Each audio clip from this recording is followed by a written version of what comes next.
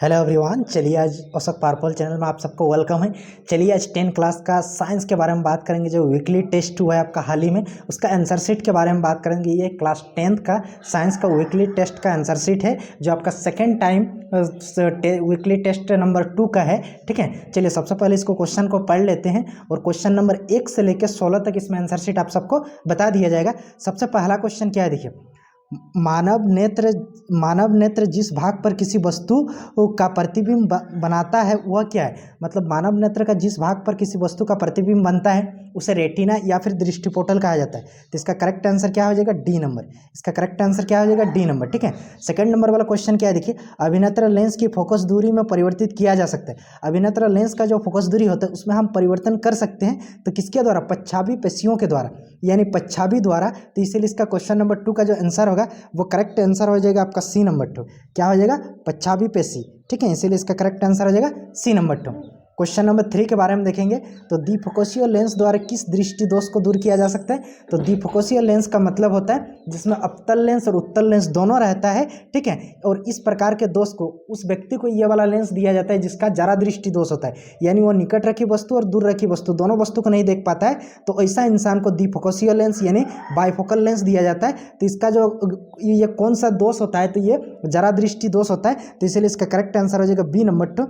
3 का आपका B number 2 सही आंसर हो जाएगा। क्वेश्चन नंबर 4 के बारे में देखेंगे। तो क्वेश्चन नंबर 4 क्या है, मानव नेत्र में प्रतिबिंब की प्रकृति क्या होती है। मतलब मानव नेत्र में जब भी हम किसी वस्तु को देखते हैं तो उसका जो प्रकृति होता है वो क्या होता है, आपका वास्तविक तथा उल्टा होता है। ठीक है, तो उसका जो यानी क्वेश्चन नंबर 4 का आंसर हो जाएगा वास्तविक तथा उल्टा, यानी उल्टा कॉमा वास्तविक। तो इसका डी नंबर 2 सही आंसर हो जाएगा, यानी क्वेश्चन नंबर 4 का डी नंबर 2 सही आंसर हो जाएगा।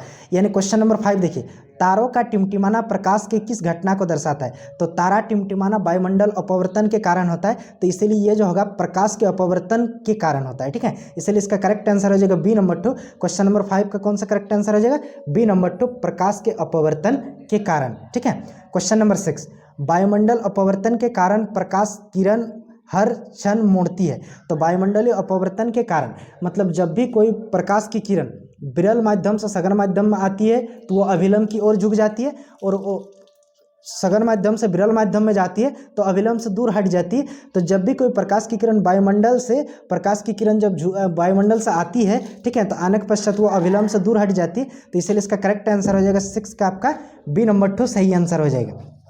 क्वेश्चन नंबर 7, क्वेश्चन नंबर 7 क्या है, देख लीजिए। आपका कोई बिलियन अंडे के पिसे हुए कवच से अभिक्रिया कर एक गैस उत्पन्न करती है जो चूने के पानी को दूधिया कर देती है। इस विलयन को क्या कहा जाता है। तो इस विलयन को HCl, हाइड्रोक्लोरिक एक ऐसा एसिड है जो पानी को दूधिया कर देता है। ठीक है, उत्पन्न विलयन के पानी को दूधिया कर देता है, इसलिए इसका करेक्ट आंसर हो जाएगा HCl। क्वेश्चन नंबर 8, संगमरमर का रासायनिक नाम। संगमरमर का जो रासायनिक नाम होता है वो क्या होता है, कैल्शियम कार्बोनेट। इसलिए 8 का आपका सी नंबर 2 सही आंसर हो जाएगा। ठीक है, चलिए क्वेश्चन नंबर 9 के बारे में देखते हैं। क्वेश्चन नंबर 9 आपके क्या है, जिप्सम का सूत्र है। तो जिप्सम का जो सूत्र होता है ये CaSO4 × 2H2O। ठीक है, यानी ए नंबर इसका करेक्ट आंसर हो जाएगा। 9 का कौन सा नंबर हो जाएगा, 9 का ए नंबर आपका करेक्ट आंसर हो जाएगा। क्वेश्चन नंबर 10 के बारे में, CaOCl2 का प्रचलित नाम। CaOCl2 यानी कैल्शियम ऑक्सीक्लोरीन, इसका प्रचलित नाम जो होता है ब्लीचिंग पाउडर बोलिए या फिर विरंजक चूर्ण बोलिए। ठीक है, तो इसलिए इसका करेक्ट आंसर किसमें है, डी नंबर में। तो क्वेश्चन नंबर 10 का आपका डी नंबर 2 हो जाएगा। ठीक है, क्वेश्चन नंबर 11 के बारे में, रासायनिक उद्योग में उपचायक के रूप में उपयोग करते हैं। तो ब्लीचिंग पाउडर जो होता है ना, रासायनिक उद्योग में ऑक्सीजन को बढ़ाने के लिए इसका यूज किया जाता है। तो इसलिए इसका करेक्ट आंसर हो जाएगा डी नंबर 2, CaOCl2। ठीक है, कैल्शियम ऑक्सीक्लोरीन। तो इसलिए इसका करेक्ट ऑप्शन जो होगा आपका डी नंबर 2 हो जाएगा। ठीक है, क्वेश्चन नंबर 12 के बारे में देखते हैं। क्वेश्चन नंबर 12 आपके क्या है, निम्नलिखित में से कौन सा पादप हार्मोन है। क्वेश्चन नंबर 12 जो है, निम्नलिखित में से कौन पादप हार्मोन है आपको बताना है। तो इसमें से इंसुलिन जो होता है ना, इंसुलिन एक पादप हार्मोन होता है। इसीलिए क्वेश्चन नंबर 12 का जो करेक्ट आंसर हो जाएगा आपका ए नंबर 2 हो जाएगा, इंसुलिन। ठीक है, क्वेश्चन नंबर 13 क्या है, दो तंत्रिका कोशिकाओं को मध्य खाली स्थान, मतलब दो ठो जो तंत्रिका कोशिकाएं होता है उसका मध्य का जो खाली स्पेस होता है उसे क्या बोला जाता है, सिनेप्स बोला जाता है। इसलिए इसका करेक्ट आंसर हो जाएगा बी नंबर 2। ठीक है, मस्तिष्क का कौन सा भाग शरीर की स्थिति तथा संतुलन का अनुकरण करता है। तो हमारा शरीर का जो बैलेंस, पूरा बॉडी का बैलेंस कौन सा मस्तिष्क करता है, तो अनुरक्षण मस्तिष्क। ठीक है, इसका जो करेक्ट आंसर हो जाएगा अनुरक्षण हो जाएगा। 14 का आपका ए नंबर 2 सही हो जाएगा। उसके बाद 15 नंबर आपके क्या है, देखिए। कौन सा हार्मोन रुधिर में शर्करा के स्तर को नियंत्रित करता है? तो रुधिर में शर्करा के स्तर को जो नियंत्रित करता है इंसुलिन हार्मोन क्या करता है?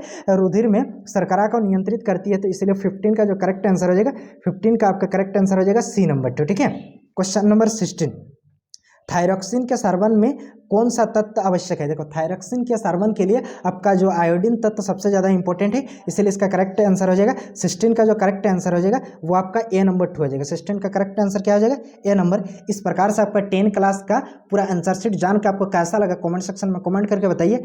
थैंक यू, जय हिंद।